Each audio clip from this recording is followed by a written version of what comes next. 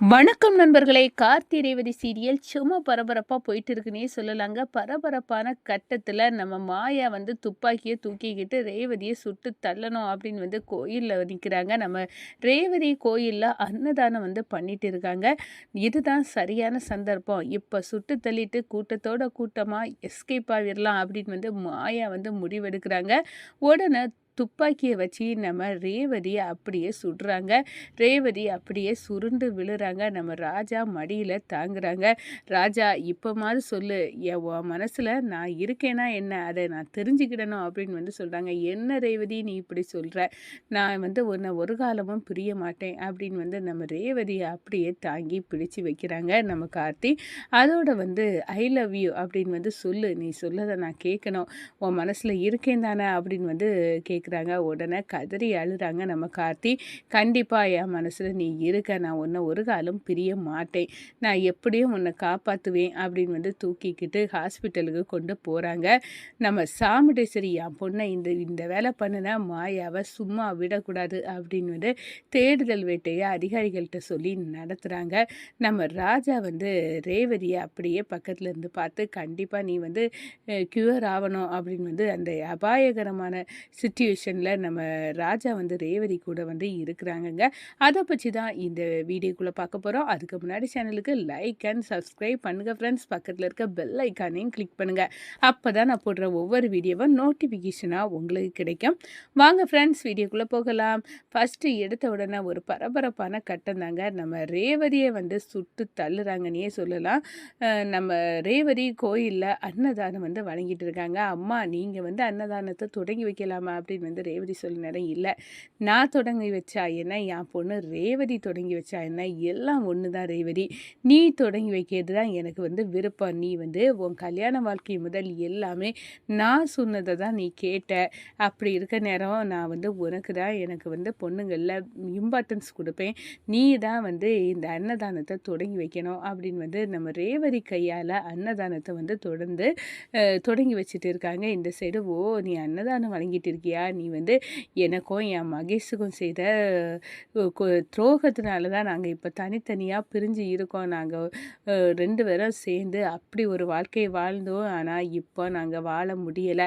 அதுக்கு நீதானடி காரணம். உன்னை விட மாட்டேன்" அப்படின்னு வந்து துப்பாக்கியை வச்சு நம்ம ரேவதியை வந்து குறிபார்த்து அன்னதானம் வழங்கிட்டு இருக்க ரேவதியை வந்து சுட்டு தள்ளிறாங்க. கூட்டத்தோடி கூட்டமாக எஸ்கேப் ஆகிறாங்க. அந்த சுட்டது சத்தம் கேட்டு நம்ம கார்த்தி அரண்டு போகிறாங்க. என்ன துப்பாக்கி சத்தம் கேட்குனா, இது கண்டிப்பாக மாயாவோட வேலை தான். யாரை சுட்டிருப்பா அப்படின்னு, நம்ம ரேவதி இதில் பாதிக்கப்பட்டிருக்க மாட்டாள அப்படின்னு ஓடி வாராங்க. ஆனால் நம்ம ரேவதி அப்படியே சாஞ்சி கீழே விழுறாங்க. இதை பார்த்து செம ஷாக் ஆகிறாங்க. அதோட ரோஹிணி, சுவாதி எல்லாரும், "அக்கா என்ன ஆச்சு?" அப்படின்னு வந்து அந்த இடத்துல நம்ம ரேவதி கிட்ட சுவாதி எல்லாம் வாராங்க. வந்து தாங்கி பிடிக்கிறாங்க. உடனே இதெல்லாம் அவன் செய்தது வேற யாரும் இல்லை அத்தை, வெள்ளப்பிங்கான் தான். வெள்ளப்பிங்கா இங்கேருந்து தப்பி போனதையே நான் பார்த்தேன் அப்படின்னு வந்து மயில் சொல்கிறாங்க. இதை கேட்டோன்னே நம்ம சாமுண்டேஸ்வரி கொதித்திருந்து எழுறாங்க. "அந்த மாயா இங்கே வந்து என் பொண்ணோட கதையை முடிச்சிட்டாளா? ஆமாம், அவள் போலீஸ் ஸ்டேஷன்லேருந்து தப்பி வந்து தான் இந்த வேலையை பண்ணியிருக்கா. அவளை விடவே கூடாது" அப்படின்னு வந்து அந்த இடத்துல துடிச்சு போகிறாங்க நம்ம சாமுண்டேஸ்வரி. அதோட ராஜா கிட்ட வந்து, "கடைசி நேரத்தில் நான் பேசணும்" அப்படின்னு வந்து சொல்கிறாங்க. "ரேவதி என்ன நீ இப்போ பேசாதா, நீ வந்து ஹாஸ்பிட்டலில் உடனே மாப்பிள்ளை தூக்கிட்டு போய் வந்து க்யூர் ஆக்கக்கூடிய வழியை பார்க்கலாம்" அப்படின்னு வந்து சொல்கிறாங்க. "இல்லைம்மா, நான் ஒன்று பேசியே ஆகணும் ராஜா. உன் மனசில் நான் இருக்கேனா" அப்படின்னு வந்து அந்த இக்கட்டான சூழ்நிலையிலும் ரேவதி வந்து நம்ம ராஜாக்கு கையை பிடிச்சி வச்சு கேட்குறாங்க. உடனே, "என்ன கேள்வி இது ரேவதி?" அப்படின்னு வந்து தூக்கி வச்சு கதறி அழுறாங்க. இப்போ அதுக்கெல்லாம் சகல நேரம் இல்லை ரேவதி, இப்போ ஹாஸ்பிட்டலுக்கு தூக்கிட்டே போனோம் அப்படின்னு வந்து நம்ம ராஜா துடிதுடிக்க நம்ம ரேவதியை வந்து தூக்கிக்கிட்டு போகிறாங்க.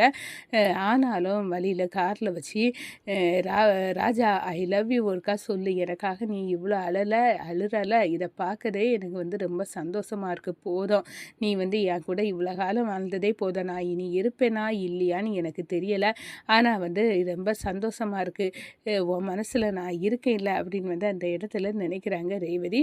நம்ம ஹாஸ்பிட்டலில் போய் ரீச் ஆகி நம்ம ஹாஸ்பிட்டலில் ரேவதி கொடுத்து சொல்கிறாங்க, இல்ல இது வந்து போலீஸ் கேஸா இருக்கு. துப்பாக்கி சுடுதல் அந்த அதிகாரிகள்ட்டருந்து அந்த இதெல்லாம் வாங்கிட்டு வந்தா தான் வந்து நாங்க ட்ரீட்மெண்ட் பண்ண முடியும். இல்ல எல்லாமே அதிகாரிகள் கண்ணு முன்னாடி தான் நடந்துச்சு. நான் வந்து அதுக்குள்ள ப்ரொசீஜர பண்றேன்.